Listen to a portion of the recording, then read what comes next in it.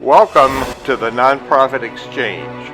Stories, tools, and wisdom shared by leaders for leaders to help you raise the bar on your own excellence and release the potential inside of you.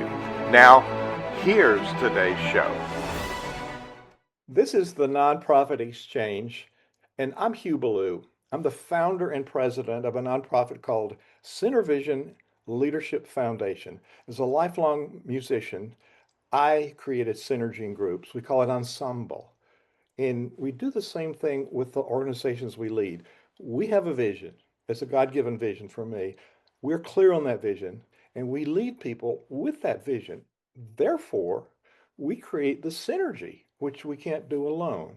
We're responsible for the synergy. I have prolific author, a friend, and a very experienced leader here for the second time. He's been on the show before, but it was time to come back with a new book. So, Will Willimon, welcome to the Nonprofit Exchange, and tell us, we're going to talk about your book, Changing My Mind. So, tell us a little bit about, I want to tell people a little bit about you before, but I want to welcome you to the show. So, thank you for being here today. Thank you, Hugh. It's great to be back.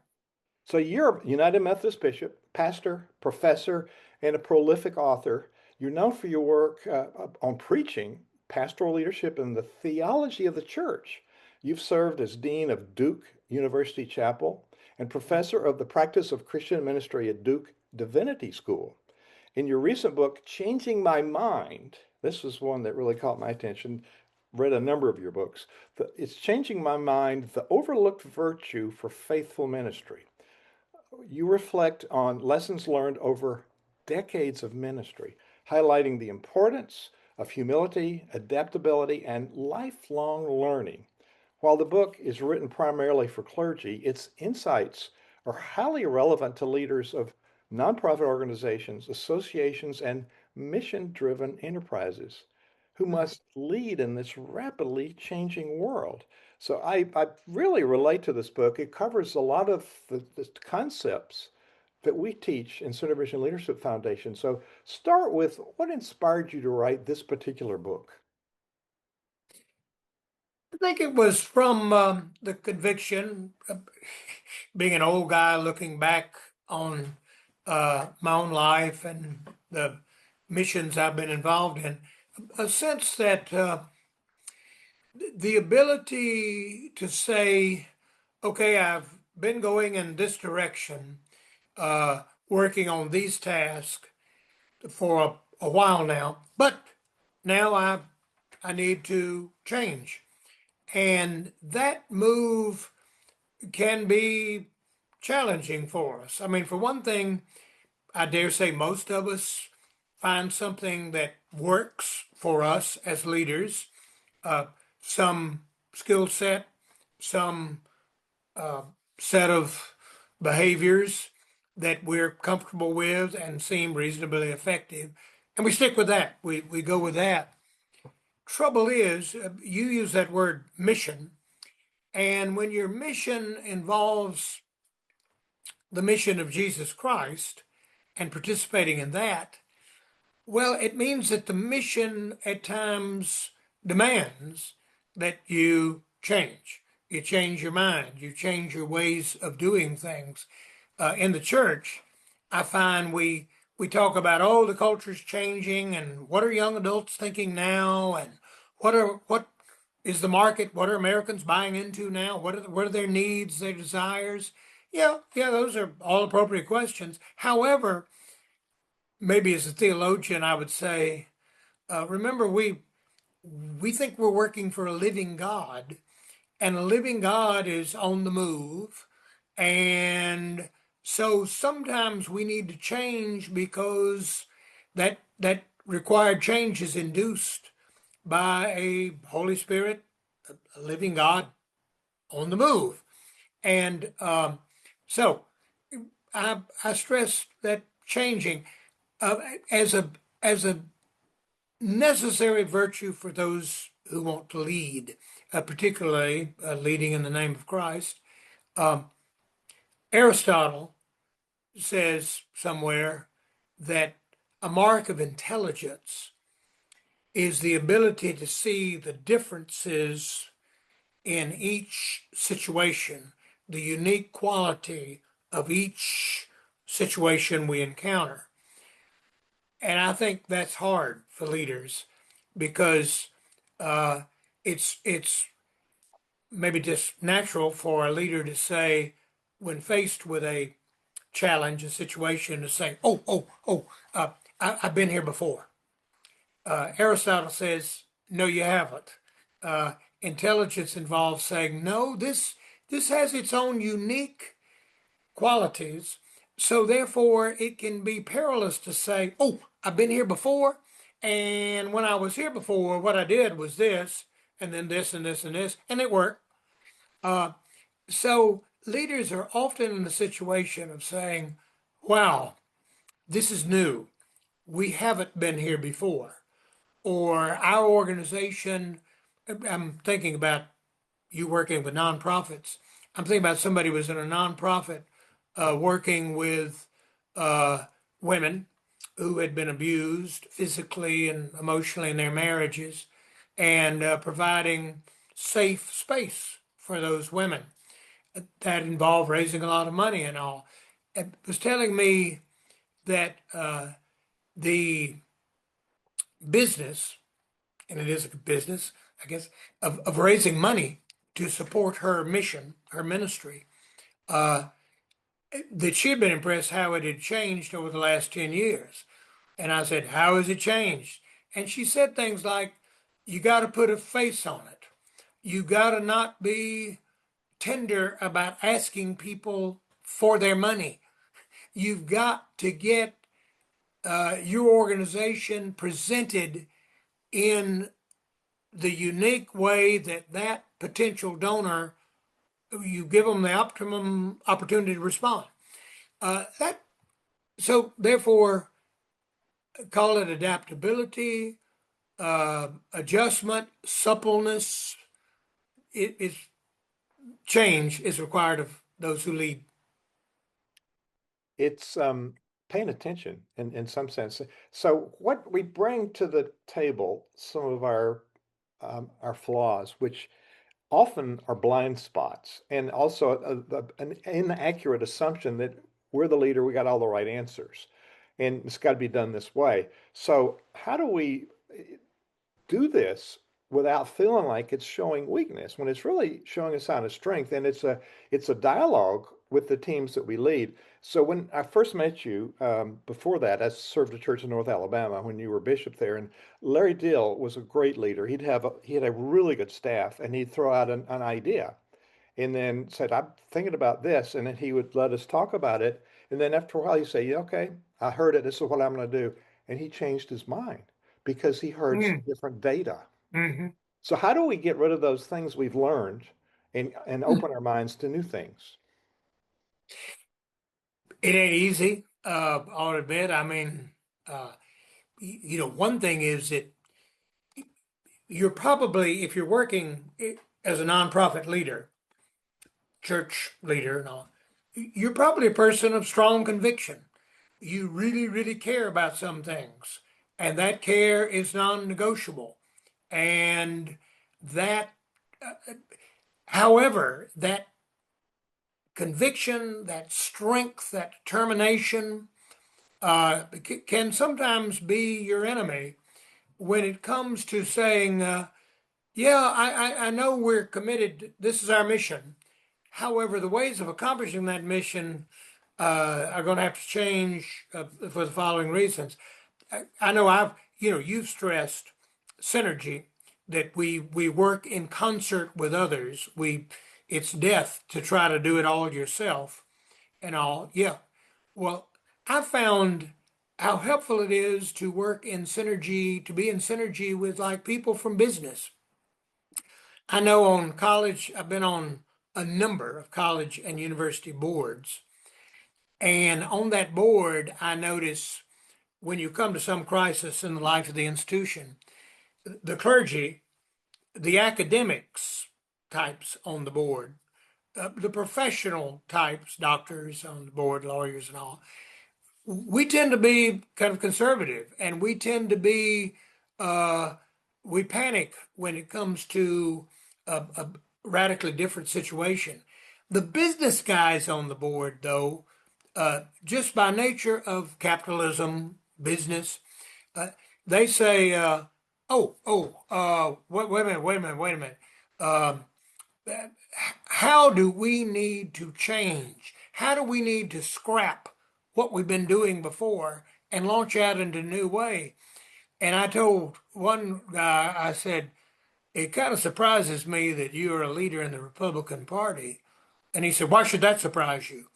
And I said, because you are a wonderfully successful business person, and therefore you are radically innovative.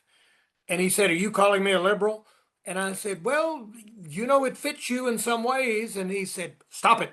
Uh, and I said, you and I both know that you cannot be fundamentally traditionalist, fundamentally conservative, rigid, and stay in business. You have got to be willing to scrap and to risk and try something new. Those are the only people who make money in business.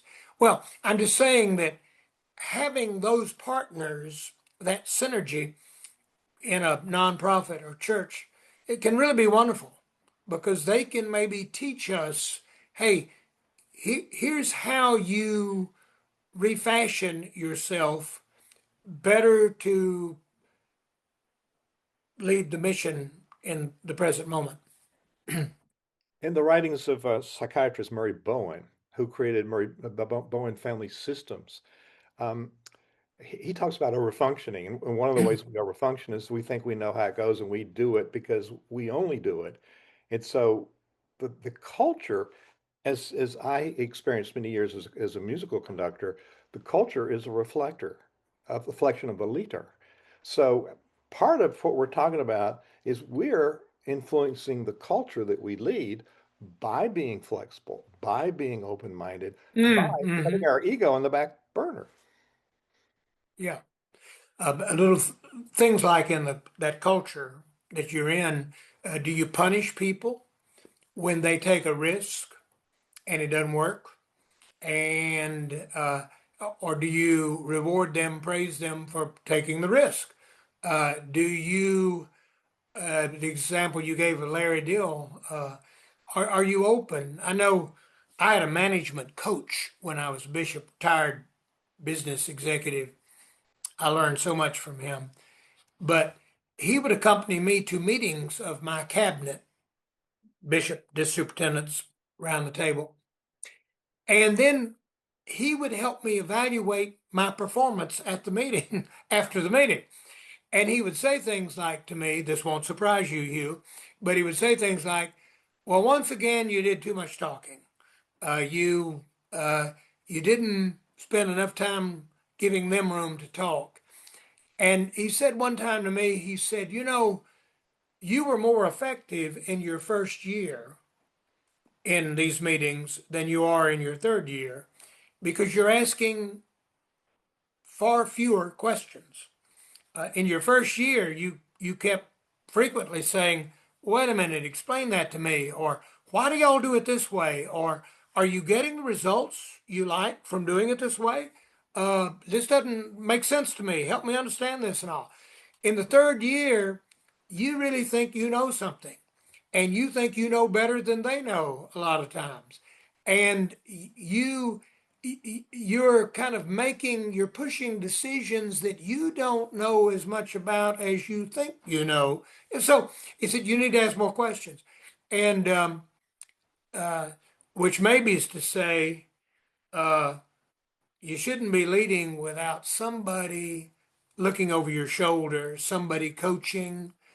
I bet for some listeners of this podcast, that's been Hugh Ballou, who has gone in and been an appreciative critic, but still a critic who said, you know, this has worked for this organization wonderfully well, and I know you're proud of your achievement here, and this has been great. However, I think you're probably going to need to change some things. And sometimes that's easier to do when you've got a respected coach to say it to you. And back to what you were saying earlier, that's so spot on. You know, if you look at the most successful people in any industry, they've got a coach. Whether it's golf, it's the Olympics, it's a singer, opera singer. Absolutely.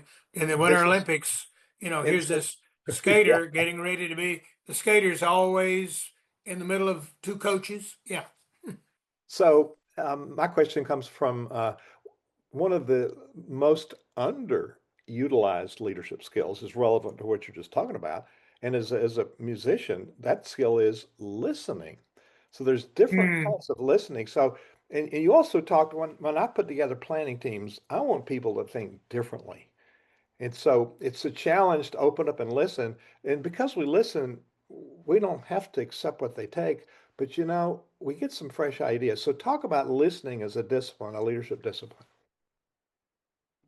Well, throughout my career, this will not come as a surprise to you. I have been criticized for not being a great listener. And I said, well, I'm a preacher. However, the truth is, great preachers are always great listeners. They're busy constantly listening for ideas and for the way people talk and for what people are talking about and all. I like the phrase active listening. Um, we've all been victim of going into a situation where someone says, I want to hear what you have to say. Start talking. And the person sits there impassively as we talk. And when I'm in a situation like that, I just become nervously talking. Uh, and I remember a dean who allowed me to go on for like 20 minutes, and she said, do you have anything else to say? And I said, no, what would you like to talk about? She said, I'm here to listen. Uh, Goodbye. Thank you. uh, Active listening, I think, reminds us too, sometimes people that you listen to say things to you that say more about them, their own caughtness, their own prejudices, their own safety, their own self-protectiveness. So therefore, active listening is important to say just things like, I know when I've learned, and I think it's something you can learn, but I've learned like when people say something negative to me or critical to me, I've learned to kind of immediately say, wow, thank you. I'd like to hear more. Can you say more about that? And it becomes an invitation to them. Uh, but also, active listening involves challenging people to say, I'm not understanding you here, or uh, you're being, I can't, I don't know what you're advocating here because you seem just sort of unhappy and negative, but I need you to be more specific. What is it that's bothering you about what we're doing here? So I think active listening is important.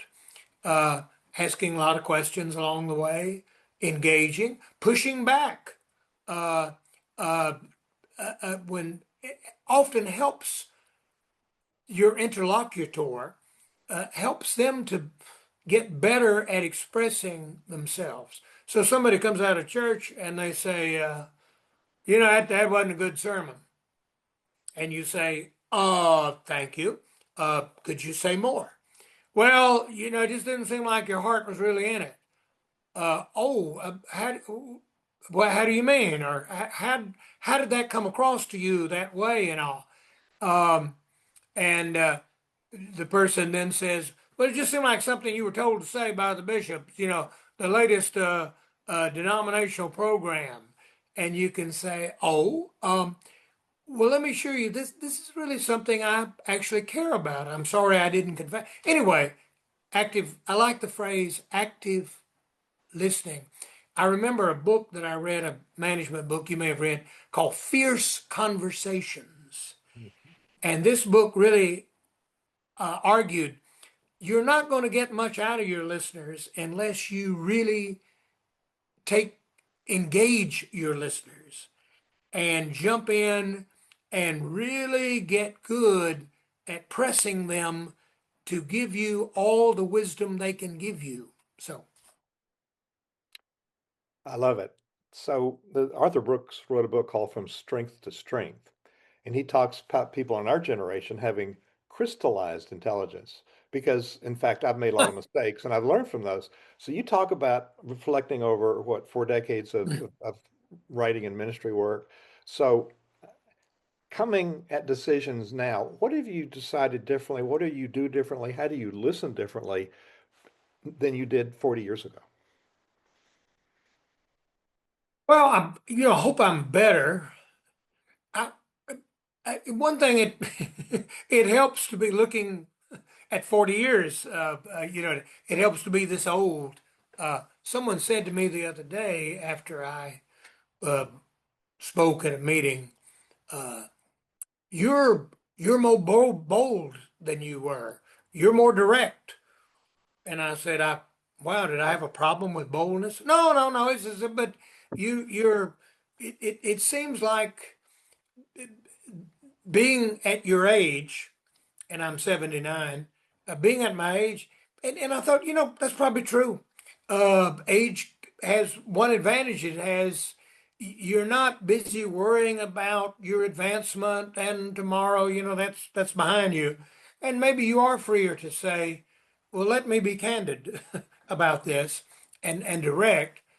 So I think maybe that's different. Another thing, and this is a matter dear to your heart, but I think some of my greatest mistakes, leadership mistakes, were that I I really wanted to do it my way. I had a good deal of self-confidence. A lot of things had worked for me in my leadership, and so I tended to take on a lot of projects, too many. I tended to get engaged in oversight of too many people, which meant that I did not give any of them, good oversight.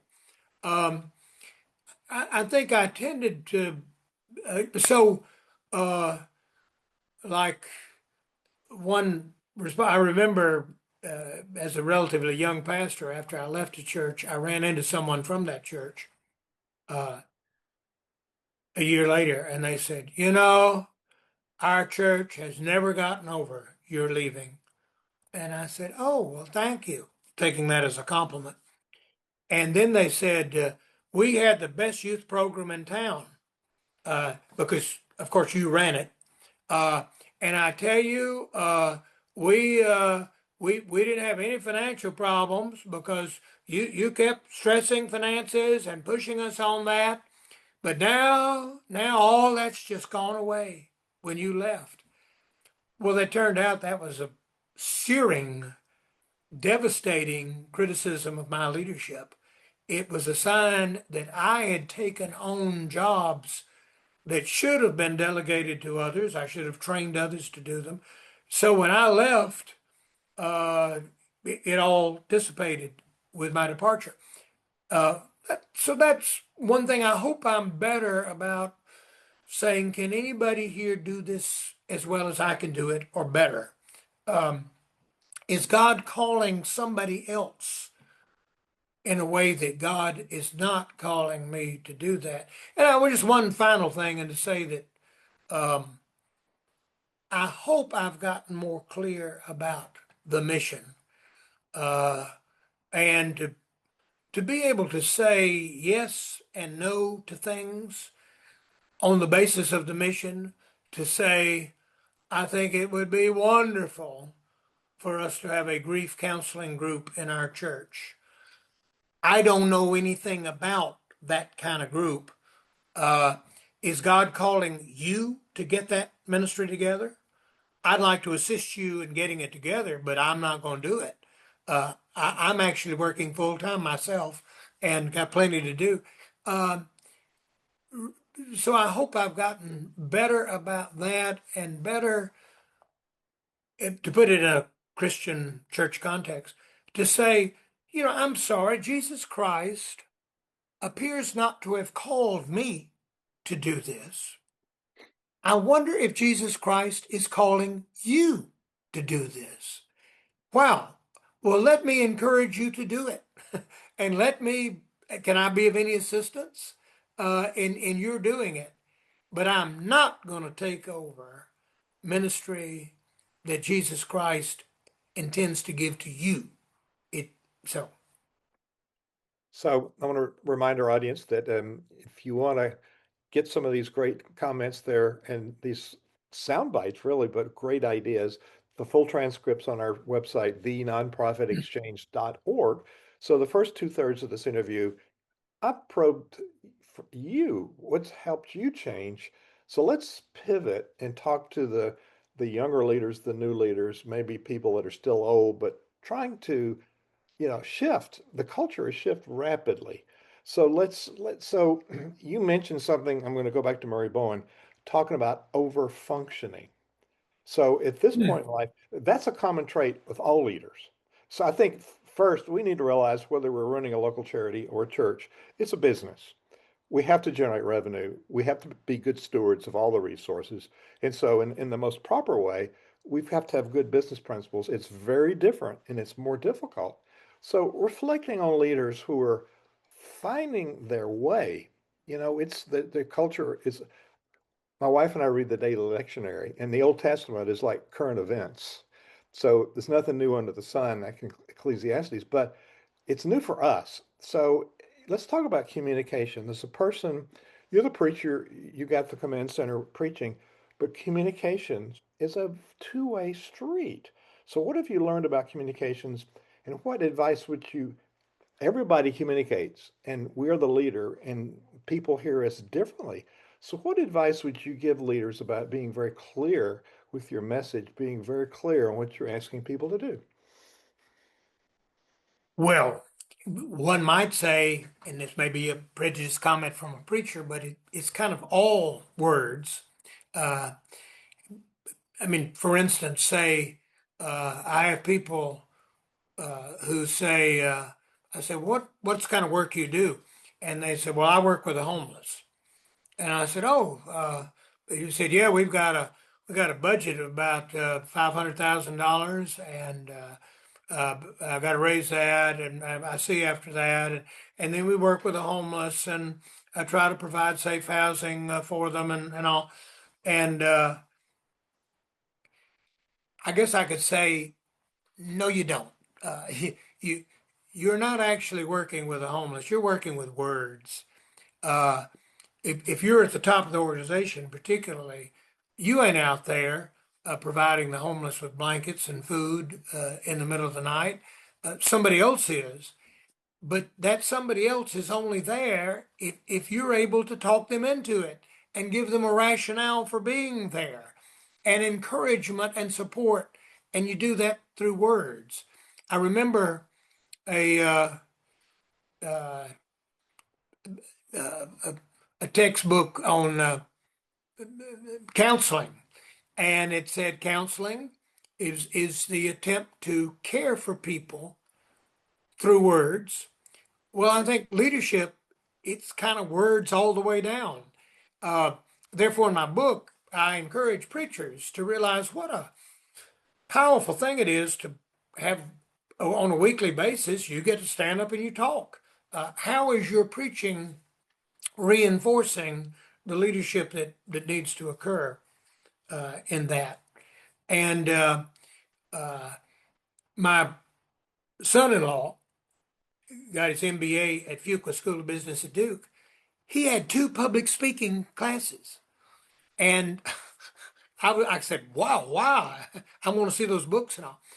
But he said, "Business is the attempt to talk people into things, to talk people into giving you money, to talk people into working for you, to talk people into." So being articulate, use the word, I think, concise, direct.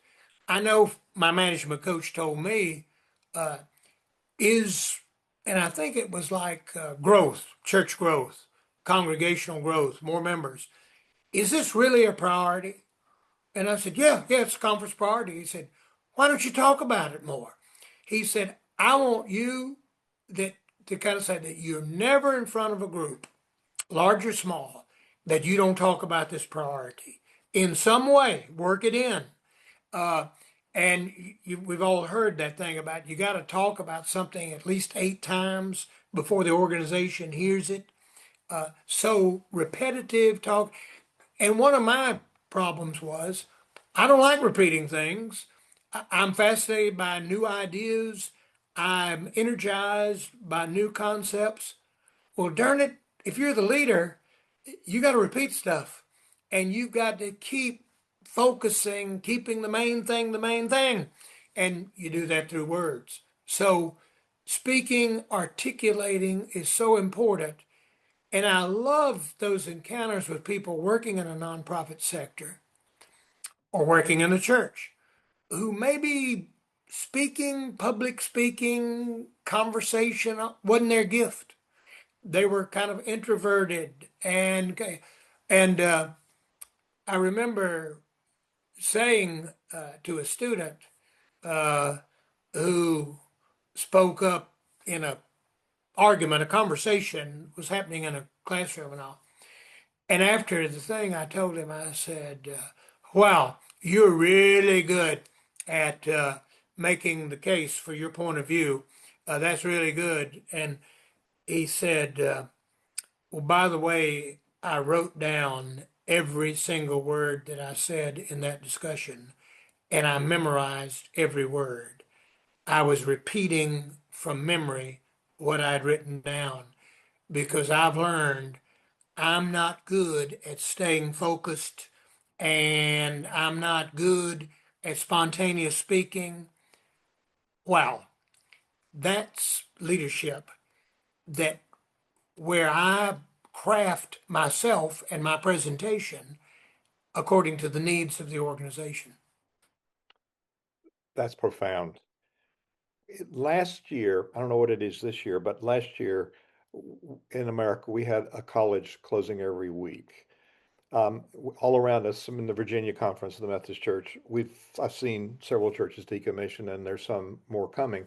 Mainline churches, I see a third of the nonprofits that are founded will close every year. So Wow. the numbers are staggering, and the burnout rate I know what it is for nonprofit leaders. Mhm. It's got to be more for clergy.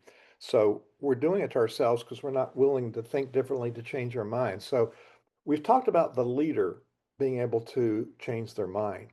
How does the leader work with an organization that's resistant to change? You know, I guess as a preacher, I enjoy watching preachers. It's as if effective preachers have a whole bag of tricks to try to convince you to agree with them or go along with them or change if that's necessary. And I think it might be fun for each leader to say, what are the gifts I have for helping people change? Uh, the comment about, you know, I believe you want to do better than this. I believe you're capable of doing better than this. How how can I help you be the kind of leader, the kind of person you want to be? Uh, that can be an invitation to change, or to say to them, um, you know, I'm concerned about this problem. Uh, what do you think about that? Are you concerned too? Let's think together about ways that we might do things differently. Uh, I think though every leader encounters people who, for whatever reason, seem to can't change. They just don't have a change-oriented personality. Uh, and I think then the leader is in a situation of saying, well, is this person functioning well enough to stay in this organization uh, or not? And those can be hard decisions. I think, but they must be made in by respecting the mission of the organization. I remember a layperson saying to me that he was in a church and an officer in the church, And he said, we had a person who may have been an effective youth minister 20 years ago, but she had clearly aged out of youth ministry and appeared to have lost interest in youth ministry. So basically, she was just biding time till retirement. And the youth program had gone to nothing and all. So he said, I raised this with the board. And the minister immediately said, this church has been her life. She's given most of her life to this church and all. Well, the layperson was a business person, kind of a tough guy. And he said, okay, oh, so, well, then I move that we pay her pension starting now. We retire her, but we retire her at full salary and pay for her because she's not doing the work. And I don't believe she's capable of stepping up and doing the work or wants to do it. So let's just take her on as a welfare case. And the board said, what? We can't do that. And the pastor said, I don't want to see her hurt. And the layperson responded, I know in your mind you're presenting yourself as more caring and sensitive and sympathetic and empathetic than I. I know that's what you want to be. But I'm telling, the way it comes across to me is the youth of this church, the mission of Jesus Christ to our youth is is not as important as keeping on this utterly unproductive employee. Wow. So to say that, I think a leader's under an obligation if you have an employee who, for the survival, the good of the organization, appears not to be able to change, and change has got to come, then I think you've got to say, for the good of the organization, about what what we're going to do in relationship to this employee. I don't know why I got onto firing people, but sometimes it's necessary. I guess too. Um, I think I kind of enjoy adaptation and innovation and change, but I need to be reminded there are other people who are very frightened by that. There may be even people who, the reason they're working in your organization, the great appeal of working for a low salary in this charitable organization is they're never faced with having to change. Uh, so that can be an added challenge. Well, I had to change my mind about thinking about things like that in my 40 years of music ministry work. When I fired volunteers, most of the time they were happy because they didn't know how to tell me that it wasn't a fit. And everybody Good knows point. it Good point. infects your culture when you're not dealing with it. People perceive you as being a poor leader. So that's a And I think I could demonstrate that you came to the point of, in your words, firing a volunteer, and I love that expression because that's yeah, uh, that you came to that point because you respected, honored, and submitted to the music. Uh, I'm sorry. Uh, it would be nice if you could stay in the choir, uh, monotone that you are, because you enjoy the fellowship of the choir. But I'm sorry, we're singing Handel next weekend, and and I, you know, Handel will not tolerate this. uh, Sadly, though, and maybe this is purely a pastoral thing. Sadly, a lot of pastors reduce Christian ministry to simply one-on-one positive relationships. I like you, you like me. Let's keep it that way. Let's not endanger that in any way. Well, that's killing a lot of churches. it is, and it's making and Murray Bowen's teachings again, he talks about guiding principles. What are our principles that we abide by? Yes, And that's the cultural principle. So the name of your book, just so people remember, is Changing My Mind, subtitled The Overlooked Virtue for Faithful Ministry. So there's a lot of people here that aren't in official ministry, but those of us that serve communities, as nonprofit leaders, we are in a ministry of sort. So why should people read your book? Well, I think it's got some hard-earned wisdom over 50 years plus of ministry and leadership and academia and work in various contexts. Also, there's a sense in which, you know, don't expect good advice from anybody under 80, in the sense that maybe the book has a kind of honesty to it, things that need to be said that might not be said by younger speakers. Um, Also, I've been privileged to get to serve God in a number of different contexts. And I think that has given me some things to say. The book, for instance, kind of sort of, goes along with First and Second Timothy scripture, which I read to be the advice of one old guy talking to a younger guy about leadership in the church. Uh, well, I take that as a kind of a template and try to work from there to say what are the leadership lessons we can get from First and Second Timothy for today. I hope people would find that fruitful. Let me end with a couple of rapid fire questions, if I may, just to get some short answers. Is that okay? Yeah, you can try to get short answers. What is one, what Go is for it. one, it's a challenge. Come on. What is one leadership lesson that you wished you'd learned earlier?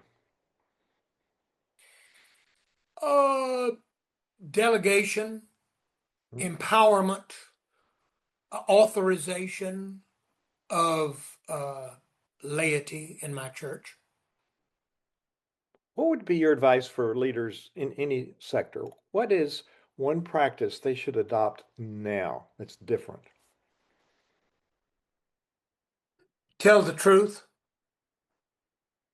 Uh, it Find a way to speak truth to the organization about its condition. What gives you hope about the future of the church and mission-driven organizations in general? Truly believe Jesus Christ is the truth about God, who God is, and what God's up to.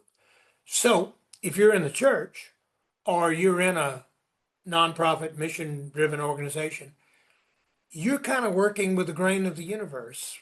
You're kind of working with reality, otherwise named Jesus Christ, that the good that you're doing is the good that He wants done, and He intends and promises to bring to one day to fulfillment. So I hope that's the encouragement you need. Will Willimon, thank you for being my guest today on the Nonprofit Exchange and sharing the wisdom from decades and about your book, Changing My Mind. Thank you for being my guest today. Thank you, Hugh, and thank you for your work among us. Very helpful. Thank you. Thank you for watching the Nonprofit Exchange.